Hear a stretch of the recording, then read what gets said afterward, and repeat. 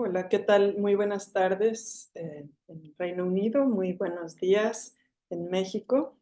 Es para mí un gran gusto darles hoy la bienvenida a esta conferencia que presentamos desde el Centro de Estudios Mexicanos de la UNAM en el Reino Unido, con la doctora Mónica Steenbock, quien nos acompaña por segunda vez en este semestre, con un tema muy diferente. Ella es especialista en una gran cantidad, en un abanico, ¿no?, de temas maravillosos, y pues me voy a permitir presentarla antes de cederle la palabra. Mónica Steenbock-Schmidt es originaria de la Ciudad de México, eh, con ascendencia alemana, como claramente denota sus apellidos, ¿no? Es licenciada en Historia del Arte por parte del Instituto de Cultura Superior y tiene maestría y doctorado en Literatura Comparada por parte de la UNAM. Desde 2007 es profesora del Departamento de Letras Modernas de la Facultad de Filosofía y Letras de la Universidad Nacional Autónoma de México. Ha impartido una gran diversidad de materias, de historia literaria, de la historia literaria alemana, y seminarios acerca de sus intereses, que incluyen todo lo relacionado con temas míticos y manifestaciones poéticas. Entre sus publicaciones se puede mencionar De mitos y cuentos de hadas en el Anuario de Letras Modernas de la Facultad de Filosofía y Letras, y Los Nibelungos, un fenómeno mítico nacionalista en Mito y Romanticismo, en los cuadernos de hermenéutica del crimen de la UNAM. Además, ha participado en simposios, mesas redondas y ha dictado conferencias tanto en México como en el extranjero. Ha sido una asidua conferencista en los últimos años del Centro de Estudios Mexicanos de la UNAM en el Reino Unido, a veces de manera presencial y en esta ocasión de manera virtual. Mónica, muchísimas gracias por compartir con nosotros tus conocimientos, y te cedo la palabra para que nos hables de la República de Weimar y Alemania, en particular sobre Else Lasker-Schüler y el universo de lo estético. Muchas gracias.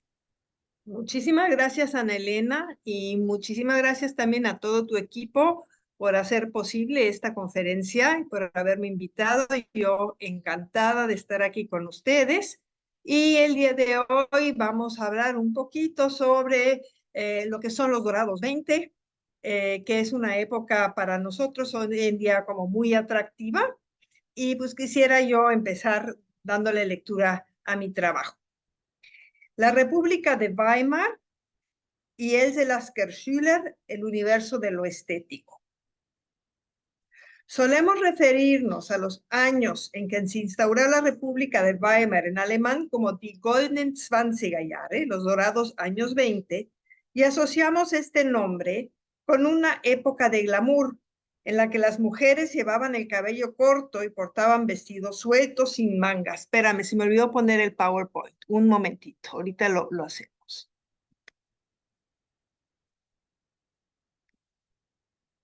Ahora sí. Un momentito. Otra vez tenemos el mismo problema que hace rato. Se ve bien, ¿eh? Se ve ¿Se ve bien. bien? Sí. Ok, entonces lo podemos dejar así. Ella es Else Lasker-Schüler, por cierto, que es la poeta de la que vamos a hablar y a través de la cual vamos a conocer los años 20 en Berlín. ¿Ok? Bueno, entonces en esta época las mujeres llevaban como un distintivo el cabello corto, portaban vestidos sueltos sin mangas, adornados con collares, y los hombres usaban levita o smoking con corbatas de moño o bien pantalones con valenciana, tirantes y sombreros caros. Bueno, no se va a poder cambiar, pero no importa. En nuestro imaginario, esta época adquiere una ligereza inusitada en la que la frivolidad se convierte en un modus vivendi que desafía los valores instaurados y cuestiona los preceptos morales tradicionales con el propósito de vivir una vida sin ataduras. Hablamos de una época de apogeo cultural en la que las artes se podían desarrollar en libertad sin tener que tomar en cuenta los condicionamientos de género ni los prejuicios sociales. Irreverente, desenfrenada y en muchas ocasiones blasfema, la época de los dorados 20 nos hacen una nostalgia para disfrutar la vida al máximo, abismándonos en el instante sin preocuparnos por una duración más allá de nuestra propia existencia. Acceder al pasado a través de la memoria es siempre una aventura. La impronta de lo ya acaecido se erige como un umbral no solo hacia lo que fue, sino hacia lo que pudo haber sido. Es ahí en donde se delinean los límites de un imaginario cuya esencia es revelarse ante la condición efímera que instaura el devenir. Crear universos alternos a partir de espacios diegéticos no sustentados por la materia y al margen de las cronologías calendáricas es una facultad poética que permite una duración visionaria dentro de la que emerge un orden cósmico que articula una continuidad narrativa que le da sentido a la existencia misma. El pasado no es más que una quimera, una nostalgia transmutada en imágenes que más allá de cualquier trama acalla el desamparo ontológico. La fundación de la República de Weimar después de la Primera Guerra Mundial no es sino una respuesta a la desolación causada por una derrota que de cara a los horrores vividos se asumió como una verdadera fractura mítica. El gobierno democrático que se instala en Alemania se instituye como una suerte de interludio que permitió que las dinámicas de poder anteriores a la guerra se reorganizaran en élites de derecha y de izquierda sin tomar en cuenta la voluntad del pueblo. En este caso particular, tanto la nueva constitución como el gabinete gubernamental se relacionan más con una narrativa estética que con un ejercicio político, por lo que las propuestas ideológicas y literarias que se habían gestado durante el fin de siglo continuaron vigentes. La experiencia en las trincheras, la desindividualización y la aniquilación de personas a través de nuevas tecnologías acentuaron aún más el desasosiego emocional e intensificaron la sensación de lo efímero, por lo que los espacios diegéticos, inventados para amparar una continuidad ontológica, se volvieron cada vez más importantes. Entre el pasado y el futuro, se interpuso una temporalidad visionaria que, lejos de tratar de evadir la realidad, asiló la esperanza de una continuidad al margen de los traumas ocasionados por los acontecimientos violentos. Esta temporalidad visionaria participa de la magia de lo mítico, que se sustenta en la memoria cultural y en las experiencias religiosas y estéticas. Construimos o reconstruimos el pasado para legitimar nuestra autenticidad mediante la actualización de los hechos relevantes en nuestras vidas, tanto personales como históricas. Pierre Nora se refiere a este tipo de temporalidades como lugares de memoria y asevera que buscamos contrarrestar el desarraigo histórico y la ansiedad por el futuro a través de nombres, objetos, lugares emblemáticos, instituciones y demás elementos que revestimos con emociones y afectos para resguardarlos del olvido. Estos lugares de memoria forman un caleidoscopio narrativo en el que los contenidos y las estructuras se traslapan, se contradicen y complementan para crear versiones del pasado creíbles y coherentes que puedan empatizar con las sociedades que los producen. Para nosotros, la época de la República de Weimar es, en consecuencia, un constructo imaginario que se inserta en nuestra vida cotidiana a través de películas y series de televisión y al margen de las investigaciones académicas y de las veracidades históricas. Déjame ver si puedo yo cambiar esto para que podamos, de alguna forma, déjeme volver a ponerlo para que pueda yo cambiar para que vean el PowerPoint. ¿No lo puedes cambiar normalmente, Mónica? No, no me da chance. Ah, no, ya pude, pero ahorita tengo que volver a compartir la pantalla. Espérame. Dios mío. No lo pueden ver ustedes, ¿verdad? Todavía no. A ver, espérame.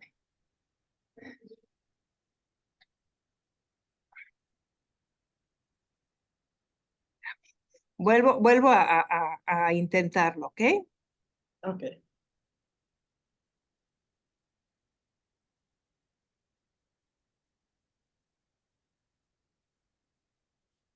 Vamos a buscar aquí para hacerlo grande. No lo encuentro, la copita. Espera.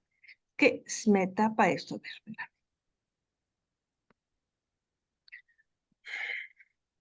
Un momentito. Si te tapan los recuadros de las Se me personas. tapan los recuadros y exactamente Arriba. eso es lo que me está pasando. Qué cosa tan fea. No, hasta arriba tú puedes ¿Sí? definir cuántos ves. Puedes incluso reducirlos a una rayita. Hasta arriba de los recuadros de las personas. A ver, espérame. ¿Hasta arriba los recuadros del Zoom? ¿Sí? A ver, déjame ver eso. No, un poquito más abajo, inmediatamente pegado al contorno de Ok, déjame volver entonces a hacerlo. más abajito. Ajá, Ajá. no tan A arriba. ver. Aquí. Espérame. Ok. No, pero ese no es lo que quería yo No. enseñar. Dios mío, a ver. Hasta arriba en donde estaba el recuadro, Sí, mira, si tú debes estar. minimizar Debes tamaño, ver- déjame ver. no, Ya, esa no ya, es ya, una. ya, ya, ya. Gracias, Anelena. Sí, Ahí.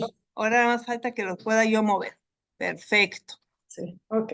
Bueno, Perfecto. muy bien. Muchas gracias por la ayuda.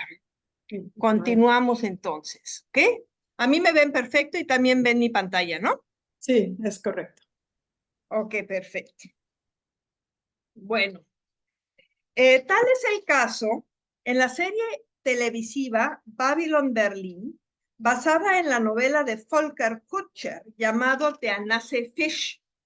En español se llama Sombras sobre Berlín, y que el autor sitúa en la Berlín a fines de los años 20. Kutscher estudió filología alemana, filosofía e historia en las universidades de Berlín y Wuppertal y se desempeñó como periodista antes de iniciar su carrera como escritor. A pesar de estos antecedentes, ni el libro ni la serie de televisión pueden interpretarse como documentales históricos, pues aunque exista una investigación académica seria con respecto a la época de los Dorados 20 por Kutscher, la necesidad de hacer accesible el material de estudio a un público amplio lo obliga a supeditar la condición trágica de la historia a las diversas propuestas que tenemos de entretenimiento. Es decir, utiliza la información histórica para montar una tramoya con el fin de emular una época que servirá de escenario a sus héroes y a sus villanos. El anhelo y el deseo diluirán la veracidad científica para darle un espacio a la nostalgia. No se trata de una mentira o de un producto adulterado para el consumo masivo, sino que acoge la veracidad historiográfica dentro de una ontología de lo mítico.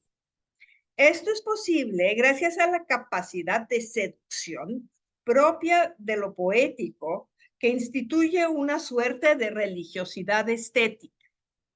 Bien decía Karl Marx, la historia ocurre dos veces, la primera como una gran tragedia y la segunda como una miserable farsa.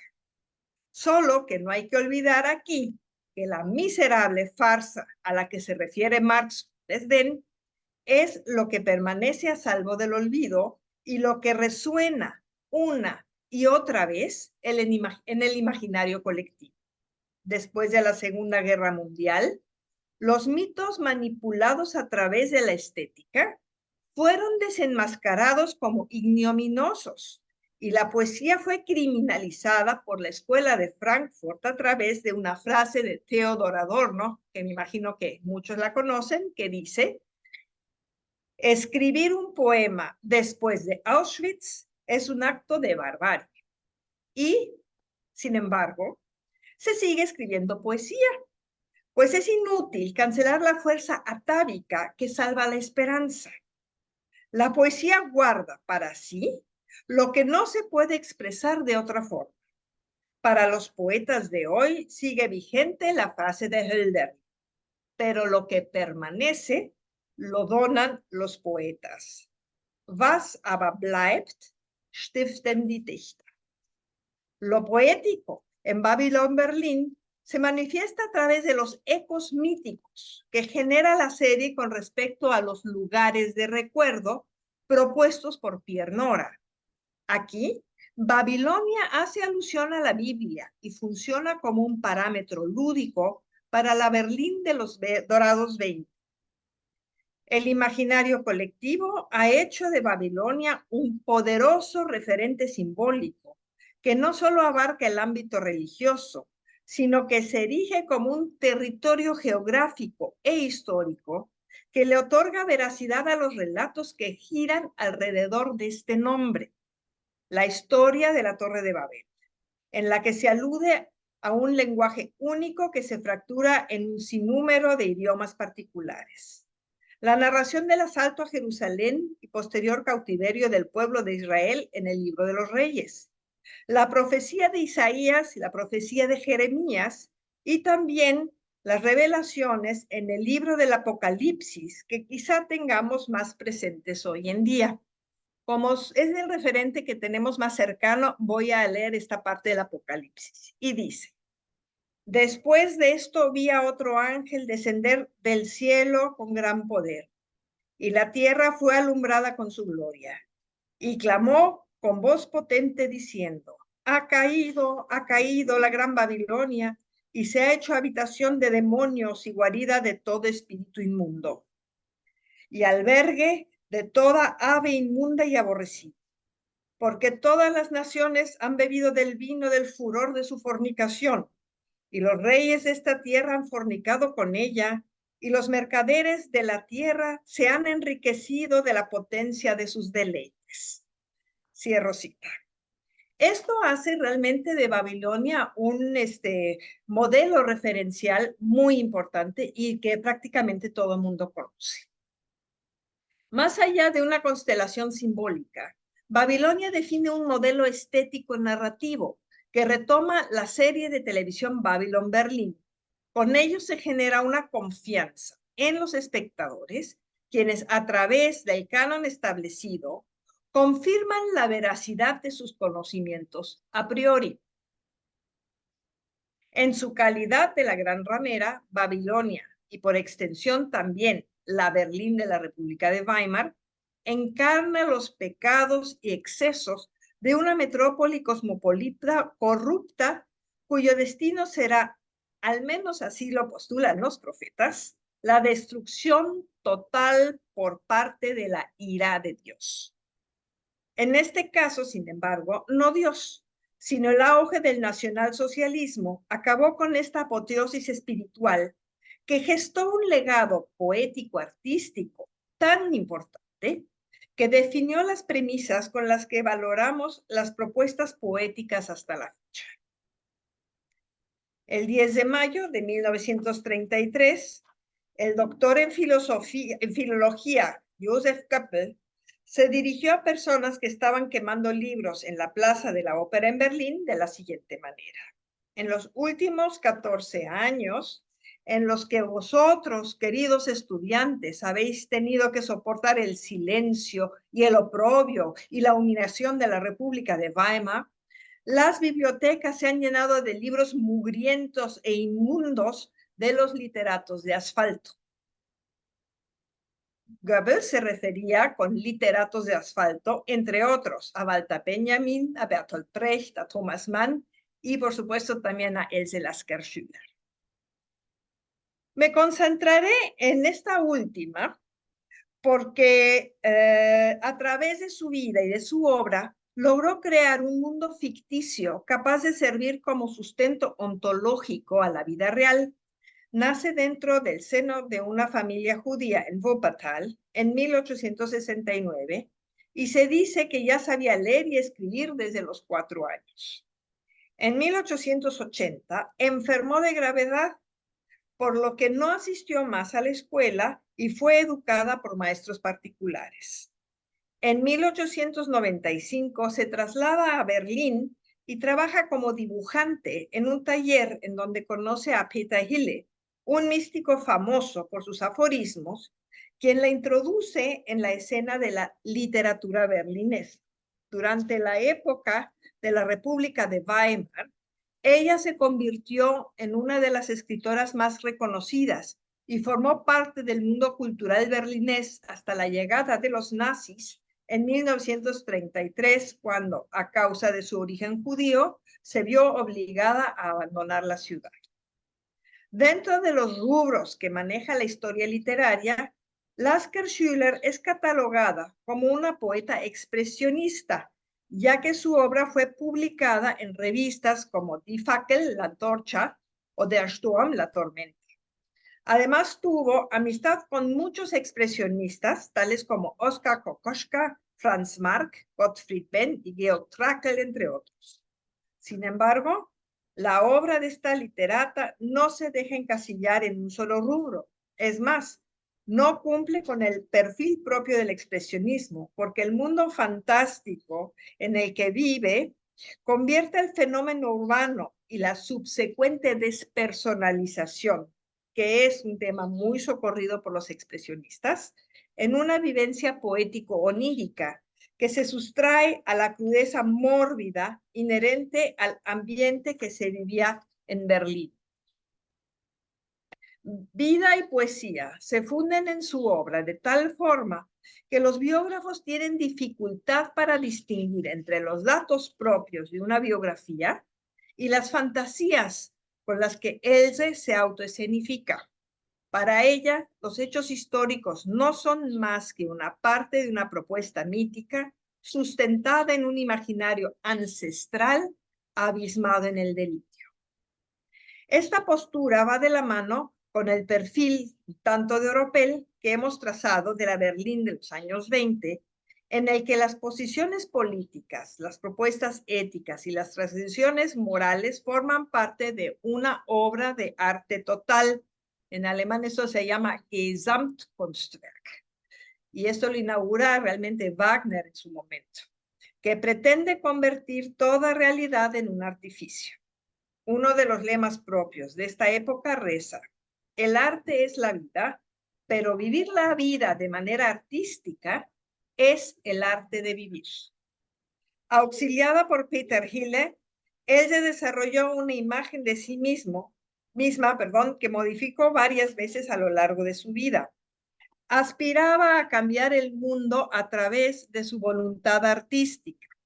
Solía adoptar la identidad de sus personajes poéticos, presentándose en la vida real a lugares públicos y a tertulias literarias con vestimentas de su propia creación, que complementaba con sus propuestas literarias. Tal es el caso de Tino de Bagdad o el príncipe Yusuf de Tebas, cuyos nombres bíblicos se insertan dentro de una mitología personal que deriva de sus raíces judías y que mezcla con diversos lugares de memoria, expandiendo su universo fantástico por el Mediterráneo, de Marruecos hasta el Peloponeso.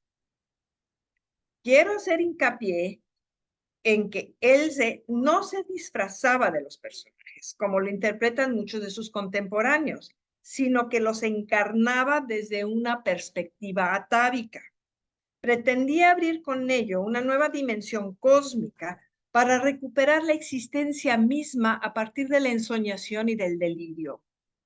Esto significa atentar en contra de los mecanismos instaurados con los que solemos jerarquizar y privilegiar la realidad sobre la ficción. Toda su vida y su obra estuvo encaminada a cambiar este paradigma. Buscaba que las vivencias del imaginario tuvieran un peso similar a los acontecimientos históricos que éstas engendran, Se reconoció hacia una sacralidad poética relacionada con lo inconmensurable, capaz de recuperar en los ecos mismos de la memoria los amorosos susurros de su identidad y de su origen. Else Lasker Schüler lo formula de esta manera. Tengo aquí un poema que yo mismo traduje al español, lo voy a leer primero en alemán y luego en español. ¿Okay? Mein Liebeslied, mi canto de amor. Wie ein heimlicher Brunnen murmelt mein Blut, immer von dir, immer von mir. Unter dem taumelnden Mond tanzen meine nackten, suchenden Träume, nachtwandelnde Kinder, leise über düstere Hecken. Oh, deine Lippen sind sonnig, diese Rauschedüfte deiner Lippen. Und aus blauen Dolden silberumringt lächelst du, du. Immer das schlängelnde Geriesel auf meiner Haut, über deine Schulter hinweg. Ich lausche. Wie ein heimlicher Brunnen murmelt mein Blut. Esta va la versión en español. Mi canto de amor. Como un pozo secreto, murmura mi sangre. Siempre de ti, siempre de mí. Bajo la tambaleante luna bailan buscando mis sueños desnudos, niños sonámbulos silenciosos sobre setos sombríos. Oh, tus labios soleados, estos aromas susurrantes de tus labios, y entre las umbelas azules rodeadas de plata, sonríes tú. Siempre el escurrir serpenteante sobre mi piel por encima de tu hombro. Yo escucho, como un pozo secreto, murmura mi sangre.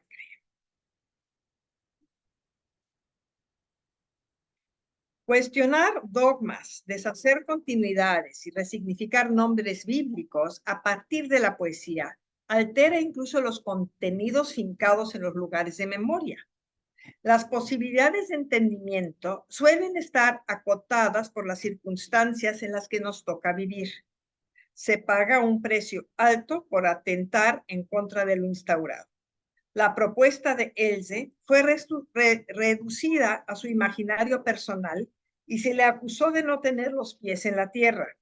Se le clasificó como una poeta distendida de todo contexto político, juguete de su propia fantasía y al margen de toda realidad histórica.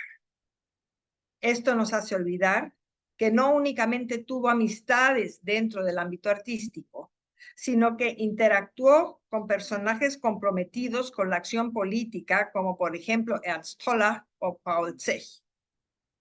Su intento por cambiar la jerarquía del imaginario con respecto a lo que concebimos como realidad no es propiamente un fracaso, sino una intención fallida por transformar el mundo. A pesar de haber sido celebrada en su vida, especialmente durante la República de Weimar, se ha condenado injustamente a Else Lasker Schüler y a sus propuestas poéticas al limbo de lo excéntrico. Hoy en día concebimos a la Berlín de los Dorados 20 como una suerte de ambientación cinematográfica, sin tomar en cuenta las propuestas ontológicas serias que se gestaron en su momento. Los cabarets y tugurios en la Berlín actual se nutren de un imaginario digerido y dirigido por los medios masivos de comunicación que, por no tener conciencia de las implicaciones religiosas de lo simbólico, juegan con esténciles de una realidad prefabricada, banalizando toda transgresión posible. La obra de Lasker Schüler puede defenderse como una intención fallida porque está fundamentada en una necesidad espiritual, cosa que se ha soslayado de cara a las experiencias virtuales meramente compensatorias de una realidad globalizada y quebradiza en la que hasta la facultad de pecar se ha convertido en un simulacro. Muchas gracias.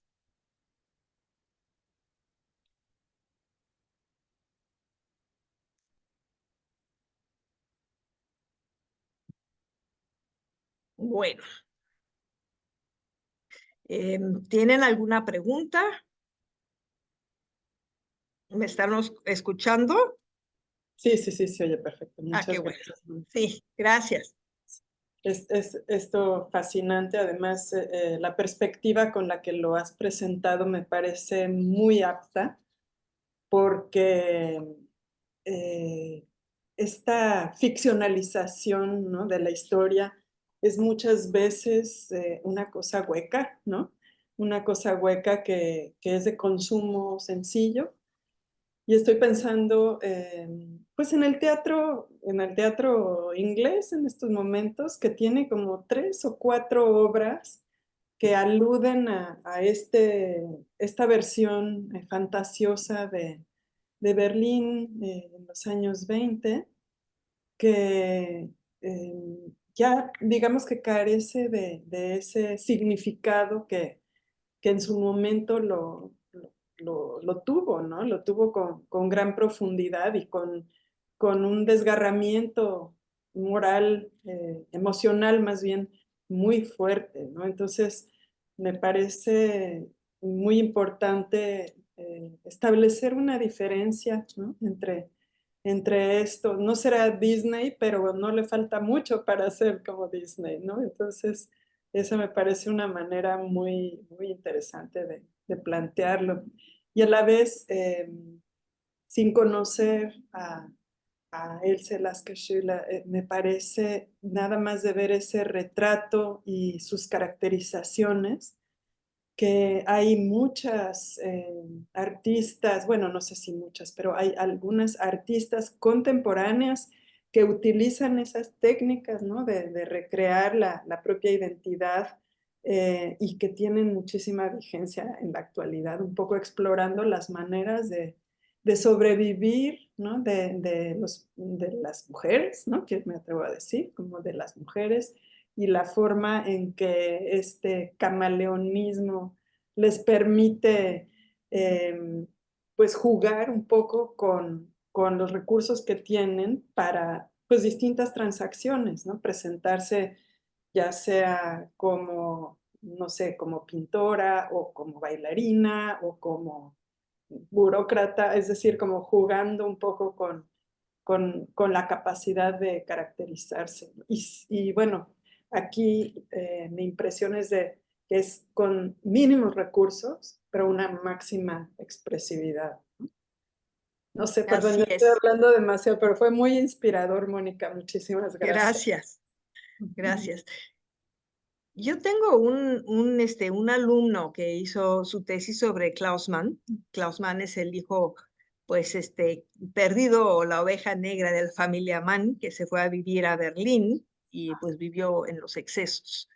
Y estábamos comentando que no hay realmente ninguna disidencia sexual hoy en día que no hubiese habido ya en la Berlín de los 20. Y eso nos hace muy difícil poder transgredir cosas porque ya están transgredidas. Y entonces esto se vuelve como una simulación y pierde como este peso espiritual que debería de tener. Yo creo que hoy en día es muy difícil incluso pecar, porque uno quiere pecar pues con alguien que realmente tenga la facultad de pecar y no una copia de alguien que tenía la facultad de pecar, ¿no? Sí, es una manera muy interesante de Sí, plantear, ¿no? Pues sí, estamos pensando en los simulacros y en la ausencia de referente, ¿no? La ausencia de referente, que es el simulacro hueco, y se simula incluso la transgresión, ¿no? Un poco es lo que estás diciendo. exacto.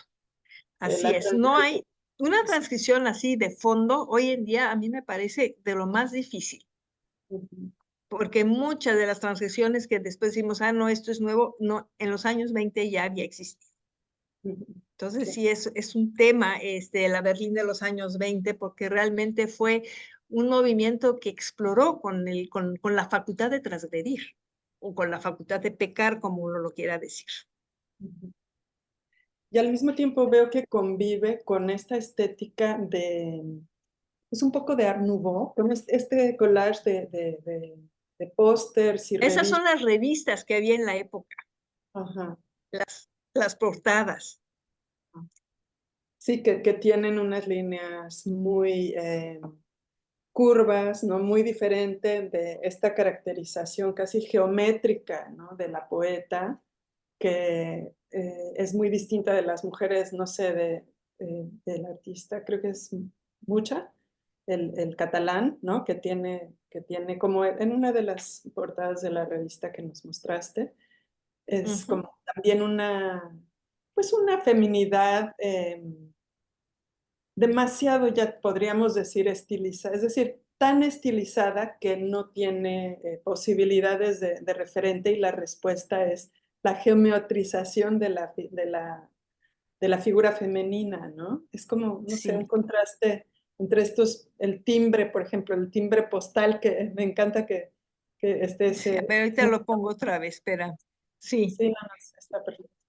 Y en la otra imagen podríamos contrastar el timbre con la portada al estilo Art Nouveau, ¿no? sí, que la tenemos más arriba, que es esta, Ajá, exactamente, la de ¿no? Champenois. Tenemos aquí, exactamente. Y Ah, después tenemos ya otras propuestas muy de vanguardia, ¿no? sí, Sí, sí, las muy figuras bien. como de Matisse, Picasso, y sí, de Sí, expresionismo alemán, futurismo, ¿no? Se siente también aquí un constructivismo, sí. interesante. Pues es la época de las grandes vanguardias realmente en ese momento. Por eso digo que es la época de las transgresiones por excelencia y llegarle a ellos es como un poco difícil, porque solemos como hacer nuestras creaciones a partir de una nostalgia, ¿no? En donde transgredir realmente era posible, ¿no? Y lo queremos hacer posible otra vez. Y si nos puedes Muy mostrar los siguientes dibujos, sí, eh, claro que sí, son ahorita lo hacemos. estos son hechos por ella, ¿verdad? Ella sí pintaba y escribía, ¿no? La de Tebas, espérame, Ajá. a ver, ahora no quiere otra vez moverse, ¿por qué? No, hoy no es mi amiga la computadora, qué barbaridad. No te Ahí preocupes. está, ya Es- agarró. sí, Estas, estas, sí, ajá, porque aquí se ve que son también, maravillosas. sí, están Sí, increíbles. Y es con un diseño de vestuario, pensando en un escenario teatral, ¿no? O sea, por un lado tienen un carácter como de ilustraciones, pero por el otro son reproducibles para un vestuario de teatro, ¿no? sí, Eh, sí. eso Y se me sin hace. embargo, para ella es más bien como un ritual, que es la cosa más extraña que he visto en su obra, en la que como la marca, ¿no? Y eso, ella quería realmente hacer de esta teatralidad, que nos es evidente, quería hacerlo ritual para que tuviera peso el mito, Mm, pero ujú. realmente no lo logró. Por eso digo que es un intento fallido. No un fracaso, pero sí un intento fallido. Sí, porque planteado de esa forma me recuerda, pues, la filosofía un poco de Rudolf Steiner, ¿no? De tener Exactamente. ahí ajá, una Sí, vinculación con un mundo no material, el uso, pues sí, de las telas, de los colores, ¿no? Incluso para la educación, ¿no? Y el ensayarse en otras personas, en otros personajes, ¿no? Ujú. sí. Era fabulosa. Tuvo realmente un final triste porque murió en el exilio en Jerusalén, pobre y muy, muy triste. Y en su época, cuando ella estaba pues, en su mayor auge, pues hubo muchos de los poetas que la respetaron, como por ejemplo Gottfried Benn, que dijo que era la poetisa alemana la mejor de todos los tiempos, o Franz Kafka, que la odiaba, pero con ganas, y decía que él no entendía por qué dicen que fuera buena, que para él era una especie como de mujer borracha que se arrastraba de café en café en las madrugadas en Berlín. Y después Kafka también dice, bueno, pero si le gusta a Gottfried Benn, pues algo debe de tener de bueno, ¿no? Entonces sí fue controvertida también en su época. Ujú, ujú. Qué interesante. Qué interesante. Y bueno, por supuesto, si alguien de las personas que nos acompaña quiere hacer algún comentario, una pregunta, por favor siéntase con libertad de hacerlo o de escribir en el chat del Zoom sus preguntas o sus comentarios. A ver, vamos a ver aquí. Edith Gagiola dice, buen día, interesante lectura. Gracias. Muchas gracias, Edith. Gracias, Edith.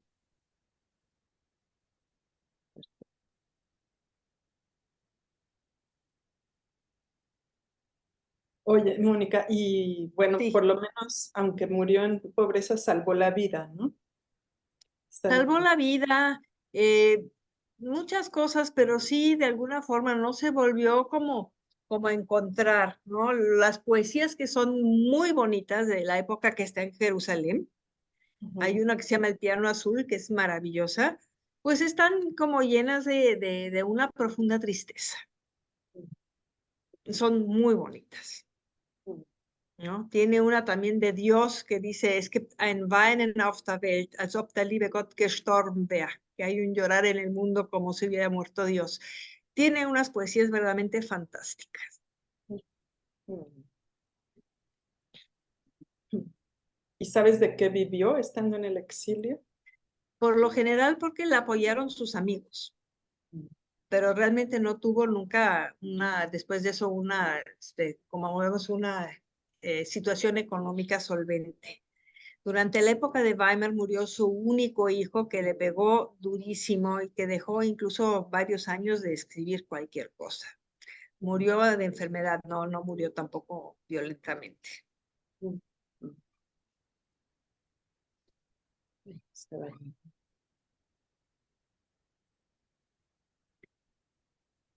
Bueno, pues fue un placer estar con ustedes nuevamente. Me da mucho gusto poder aquí pues sacar mis ideas a la luz y platicar un poquito de cómo, ¿no? Hasta hoy en día la simbología es algo que realmente marca nuestros destinos, aunque no tenga realmente un sustento material que esté atrás.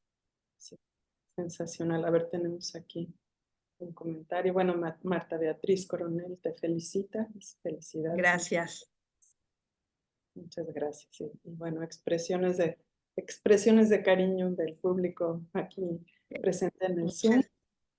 Los invitamos a, si se perdieron esta increíble plática, la podrán consultar en el canal de YouTube de UNAM Reino Unido y en el canal de Facebook también ahí estará. Muchísimas gracias, Mónica, sensacional. A ti y a tu equipo nuevamente gracias. Muchas gracias. Nos despedimos entonces y les deseamos muy buen día, muy buena tarde. Muy bien, muchas gracias, que estén muy bien. Igualmente. Hasta luego.